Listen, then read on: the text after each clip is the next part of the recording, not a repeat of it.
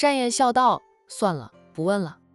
那是大嫂他们的私房钱，我管那么多做什么？他是知道他们战家的当家太太要管着很多小生意的，那些生意带来的收益则是嫁入战家的。女人们的零花钱也会用于山庄的各种支出，男主外，女主内，他们打理好祖宗基业就行。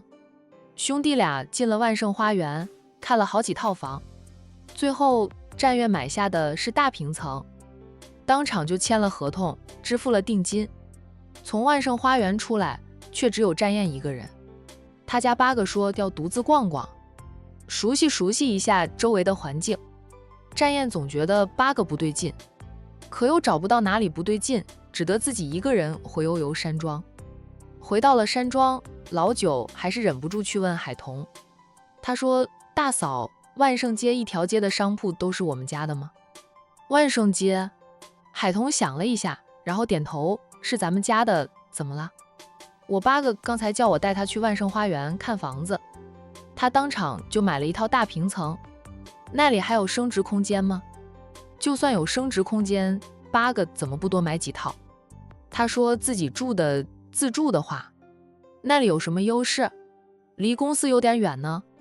海童不知道曾家诊所在万盛街，那条街商铺的租现在是他在收，但是那么多商铺，他还真不知道曾家诊所是曾小雅家里的。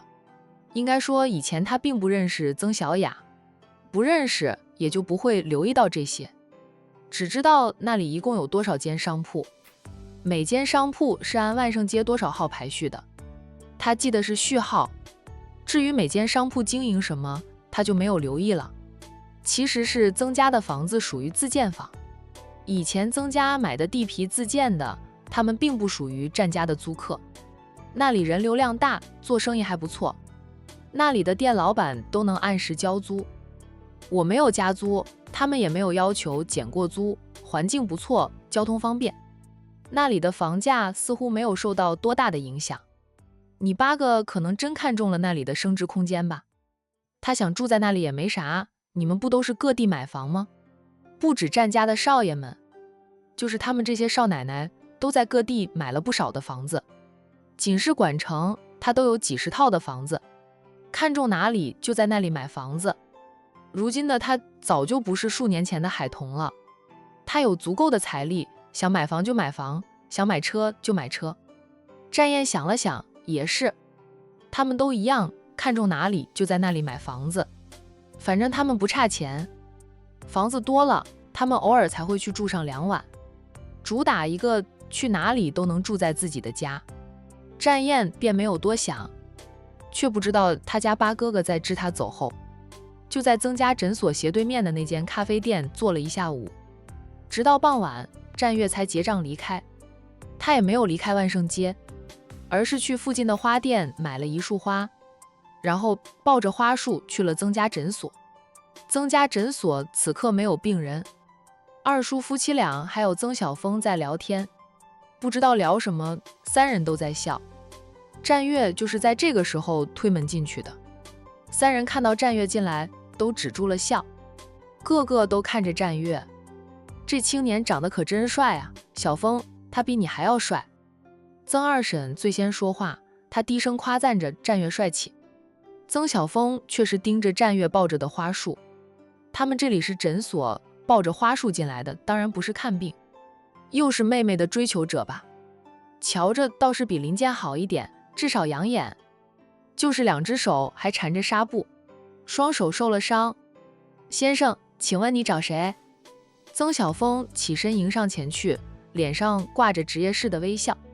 你好，请问曾小雅，曾医生是住在这里吗？曾小峰打量战月的时候，战月也在打量对方，见对方和曾小雅有几分的相似，猜测应该是曾小雅的兄弟。曾小雅有一个亲哥哥，但哥哥并不在管城，他的堂兄弟们倒是有几个在管城的，最小的堂弟还在读高中。你是？曾小峰没有马上回答，反问着战月是谁。战月扯出笑容，自我介绍，我姓战，是曾医生的病人，曾医生挽救了我的双手。如今我伤好的七七八八了，已于昨天出院。我买了束花想当面感谢曾医生的，还去做了一面锦旗，明天等曾医生要下班时，我就送过去，那样大家都能看到曾医生收锦旗。事实上，战月还没有让人做锦旗，他是刚刚想到这一点的。等会儿他就让人连夜帮他做一面锦旗出来。姓战的呀。曾晓峰一下子就想到了战家的那位八少爷。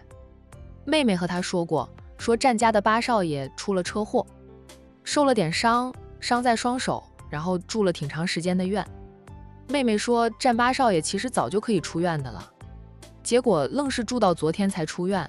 他还记得他刚回来那天，妹妹接到同事的电话，知道战八少爷准备出院时，很开心，重重松一口气的样子。此刻战八少爷找到他们家里来，还送来了花束。这不对劲呀，战家的少爷呢？受点伤，需要住院观察2天，说得过去。可是住了那么长时间，出院后还亲自找到医生的家里来，说要当面感谢医生。要感谢，可以在出院当天就感谢，用得着亲自跑到他们家里来吗？曾晓峰再次上下打量着战月。战家的好家风他听说过，但战家的少爷他从来没有接触过，根本就不是一个世界的人。战月有好的外貌，瞧着也是个稳重的人，但妹妹可没有绝色倾城的容貌，应该打动不了见惯美女的战家少爷吧。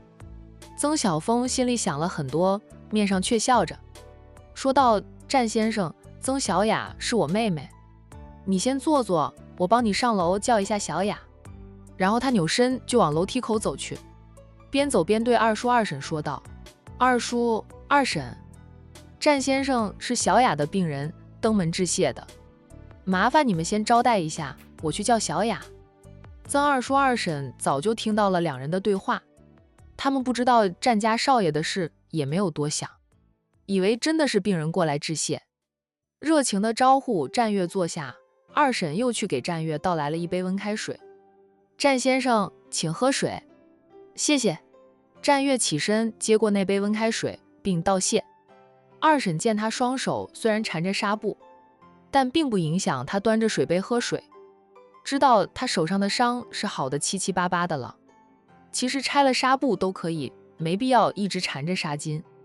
曾晓峰上了楼，来到妹妹的房门前，他敲了敲门，隔着门叫喊，小雅，你起来了吗？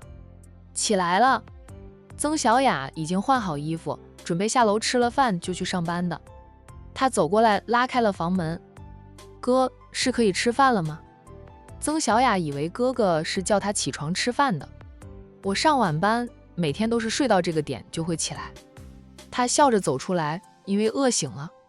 曾晓峰却说道，战家八少爷来了，他买了一束花过来，还说明天要送一面锦旗去医院给你。战月，曾小雅错愕，他怎么会来？他怎么知道我们家在这里的？在医院里，他也就是查房的时候才会和战月说几句话，平时他忙，他安静养伤，交集并不多。记得他并没有告诉过他家住在哪里，他一般也不会告诉病人他的家在哪里。曾晓峰说道，那是战家的八少爷，他想知道你住在哪里容易过吃饭，只要让人稍微打听一下就知道了。战家和苏家是世交，来往密切，苏家是干什么吃的，咱们管城人就没有不清楚的。战月想知道妹妹住在哪里，太容易了。曾小雅边跟着哥哥下楼边说道，战月要赶，谢我，他可以直接去医院呀，干嘛跑到咱们家里来？他出院时已经向我道过谢了。说实话的，我真没有做什么，不过是关心的问上几句。他伤得不重，隔2天换药都是护士帮他换的，我做的也只是我们医生该做的事。如果战月当时伤势极重，真是他将他从鬼门关拉回来，战月这般感激他，曾小雅不觉得奇怪。可是战月的伤不重，他又没有做什么，他这般感激他，曾小雅在迟钝都觉得奇怪。小雅，他是不是看上你了？曾小峰直截了当地问。曾小雅顿住脚步，低叫：“看上我？怎么可能？大哥呀，可别吓他。战家八少爷怎么可能看上他呀？他又不是长得国色天香、风华绝代，以战月的身份地位，他应该见过无数的美女。他又算不得美女，战月怎么可能喜欢他？一见钟情吗？还是日久生情？”曾小雅觉得都不是，自己有几斤几两，她知道，没有那样的资本让见惯美女的战月对她一见钟情。说日久生情的话，他们俩认识也就10来天，相处的并不长，说破天也说不成日久生情。如果不是看上你，他此刻所为真是为感谢而来。曾小峰问妹妹：“你相信吗？”曾小雅无言以对。好一会儿，她说道：“可是说他看上我也不可能呀。大哥，你看看你妹妹我有让她一见钟情的资本吗？你又不差，我妹妹属于耐看型的，越看越好看，而且你这张脸看上去很有福气，也很清纯，很有亲和力，可能战家八少爷就是喜欢你这种的呢。”曾小雅：“大哥，我严重怀疑你这次回来是代替爸妈催婚的，催我早点嫁人是吧？所以看到有个男的来找我，都想象成是追求我的，打死他都不相信战月喜欢他。”曾小峰笑了笑：“行了，咱俩也不要再猜测。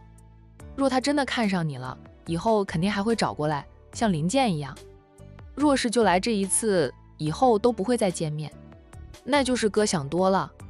走吧，下楼去看看，他在1楼等着呢。”走了2步，曾小峰又说：“不过小雅，如果他真的是看上你，你会怎么做？接受他吗？”“不接受。”曾小雅想都不想就答道：“战家的门槛太高，我高攀不起，而且他长得太帅，我守不住。我若是嫁人，就找一个跟我们家门当户对的，能够包容我经常加班加点，过年都有可能值班的男人。”曾小峰放下心来，他还挺担心妹妹会贪图战月的俊美以及家世呢。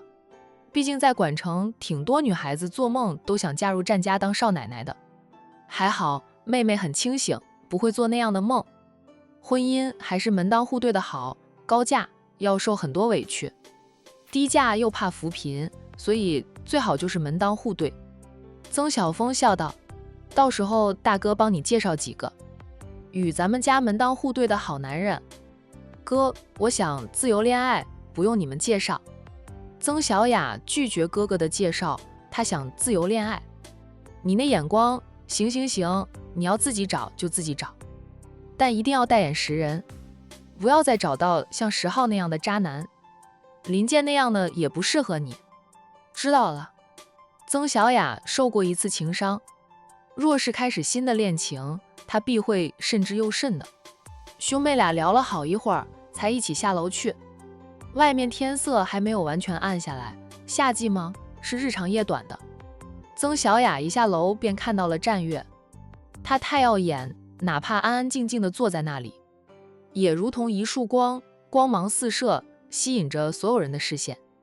她朝战月走过去，二叔二婶和战月闲聊着，她态度温和，时不时会带出笑容，给人的感觉平易近人又斯文俊秀。曾小雅都感觉到自家二婶很喜欢战月，林健天天往他家跑，也很是讨好二婶，2年的时间都未能让二婶替他说上一句好话呢。果然呀，战月那张俊脸吃香，饶是他二婶都抵挡不住战月那张俊脸，真的比那些偶像明星还要帅。战月要是进入娱乐圈，绝对能成为顶流的流量明星。曾医生，战月看到了曾小雅，他连忙起身，含笑地打招呼。他这个动作让曾家人觉得他会尊重人，并没有因为曾小雅比他年轻就坐着等曾小雅进前，反而起身问好：“战先生，你怎么来了？快请坐。”哪怕从哥哥那里知道了战月过来的原因，曾小雅也假装不知道。她客气地请战月坐下，又重新给战月倒了一杯温开水。战月笑得自然，看他的眼神里藏着点情愫，不过不注意看是捕捉不到的。我下午过来买房子，路过你们家诊所，就进来坐坐，也是感谢曾医生对我的照顾。